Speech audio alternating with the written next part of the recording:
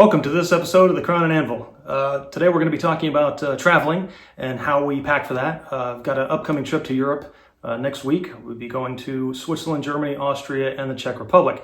So we're quite excited for that. It is February of 2025, so we anticipate the weather being a little on the chilly side. But before we crack into that, we're going to have a little bit of JMO orange this morning, feeling a little in an orange kind of mood. So we're going to have that. It's quite sweet, this, if you've never had it before. I do quite enjoy it.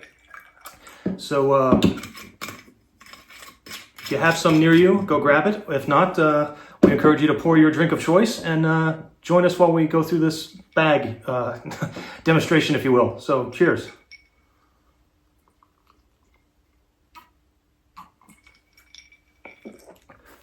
Yeah, we like that a lot. So we'll move that to the side for the moment. All right, so traveling. I'm a minimalist. I don't like packing a bunch of stuff. I don't check a bag. We find that we move a lot faster and are able to take advantage of opportunities that come up if we don't check bags. So we don't do that. Right now, I've been through a million bags, and the bag of choice at the moment is the Cotopaxi. This is the Alpa 45. It's a little on the larger side, but it still works quite well as a carry-on. It's got some features that I like, and we'll go through that as we get through here.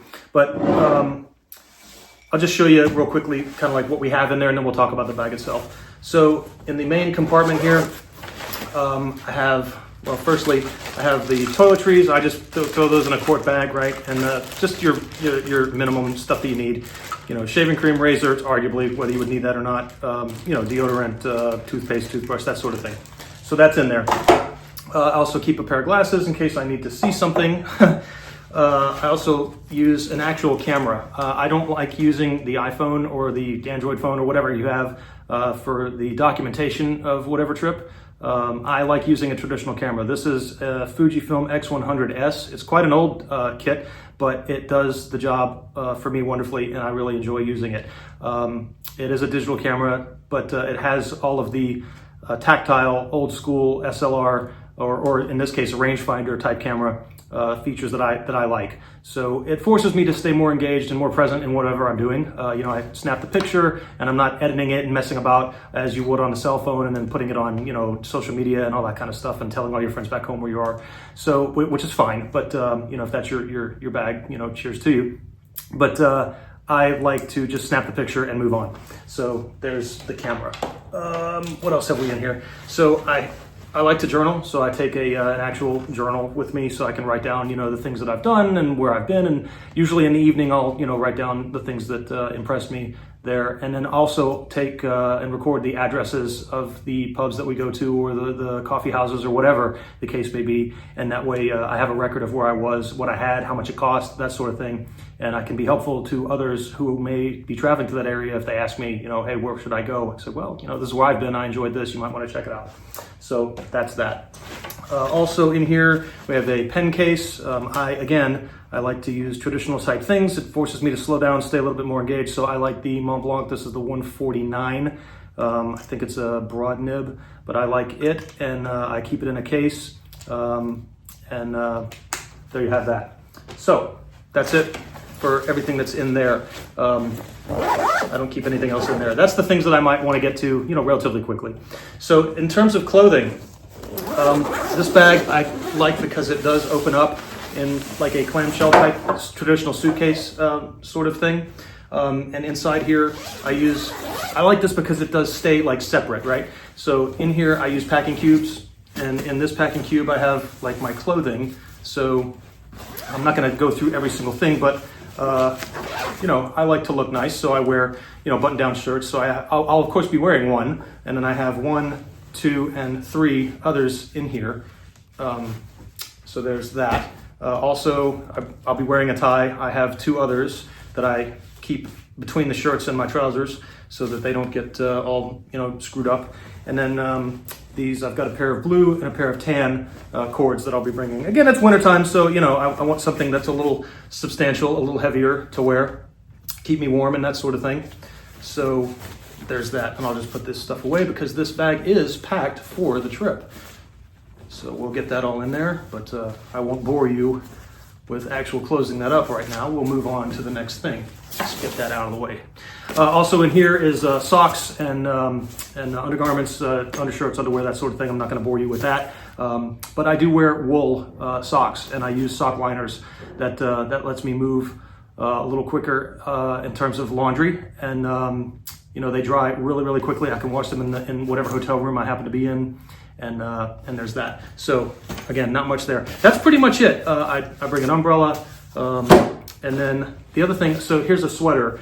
All of the items of clothing that I bring are interchangeable. I can wear one shirt, any shirt with any pair of pants, any tie with any shirt, and then I have just a blue pullover that matches anything in there. So I keep that outside the cubes, and I'll show you why here presently. So what else is in here? In this section here, we have the charger for the camera. I have a small sewing kit. I've lost a button before. It made life a little bit interesting for a day until I could repair it. So I now bring that with me, and that's it for what's in there. So in here, we don't have anything.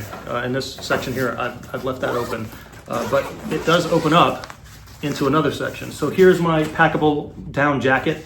I stay pretty warm. It's got to get pretty cold for me to need a coat.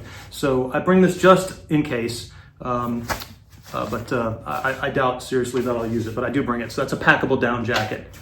Here's my raincoat. I like to look nice, and so this is a nice Coach trench coat, raincoat. So that's what I'm going to bring. And then this is the universal travel adapter dooflotchy thing. So it's got the different plug adapters and that sort of thing. It's got multiple USB and USB-C charging ports on it, so it's pretty handy. You can charge multiple devices at once. All I have to deal with is my computer and my phone, so I'm not too worried about that, and of course the camera. And so now, day pack. I'm not going to carry this giant thing around all day, right? So I do have a day pack that folds up and goes in there. This is the Fjellraven. I think it's a 25 liter. It's not the Kanken. I don't remember what they call this, but I do like this one. I've waterproofed it. It's that G6000 or 2000 or whatever, G something material. So I've put the the beeswax treatment and all that jazz on it. So that's in there as well. That's it for that. We'll move that aside for the moment. Close this back up. And I like this bag for a multitude of reasons. One of them being that the zippers are well designed in the sense that it's very hard to pickpocket this bag.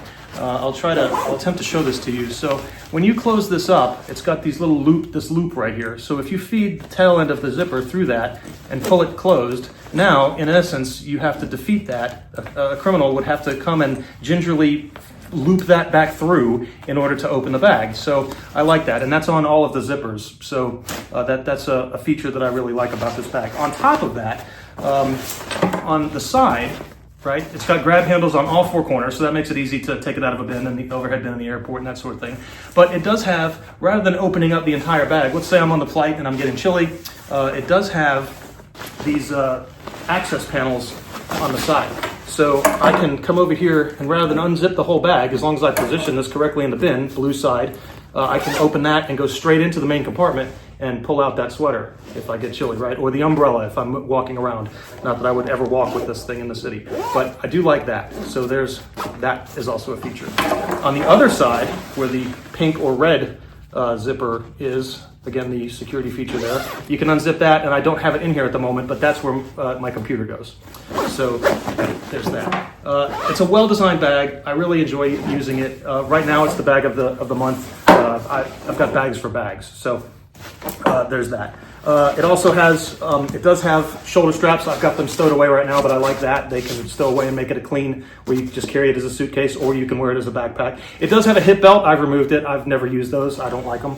So there's that. It's a well-designed bag. It fits the bill and gets me where I want to go. It's very similar in design to the Thule Aeon that I have used for quite a while.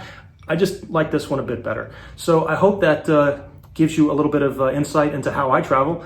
I've got plenty of outfits. I'm never underdressed. I don't really want for anything, and I can go pretty much anywhere. Remove the tie, you're a little more casual, and that sort of thing. In terms of shoes, I will wear on this trip probably the Chaco desert boots. They're lightweight, and I can wear some wool socks with them without cramping my toes because it will be a little chilly.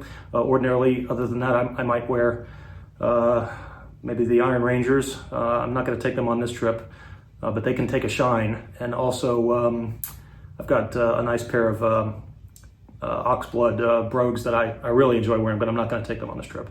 So again, I hope you enjoyed a little bit of this. Today is recording day, so we will be over at the studio recording. And I think today we're reviewing the Fremont Imperial Oatmeal Stout, if I'm not mistaken. So stay tuned for that.